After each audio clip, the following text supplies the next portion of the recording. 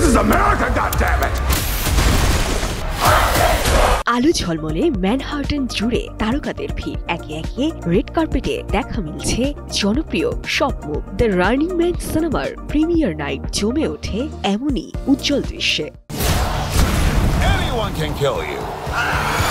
এই ভবিষ্যৎ ভিত্তিক থ্রিলারটির মূল ভূমিকায় রয়েছেন গ্রেন্ট পাওয়েল, অভিনয় করেছেন বেন রিচার্ডস চরিত্রে।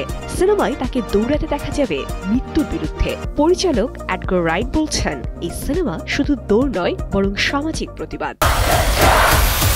প্রিমিয়ার শোতে হাজির হন টানা তৃতীয়বার অর্জন করেছে দেশের সেরা সুপার ব্র্যান্ড স্বীকৃতি বসুন্ধরা টিস্যু।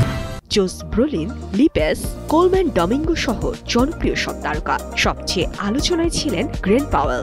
বাবা মা আর দুই বোনকে সঙ্গে নিয়ে রেড কার্পেটে ধরা দেন এই অভিনেতা। ভক্তদের সেলফি রিকোয়েস্ট, তারকাদের হাসি মাখা মুখ, সব মিলিয়ে যেন এক উৎসবের রাত।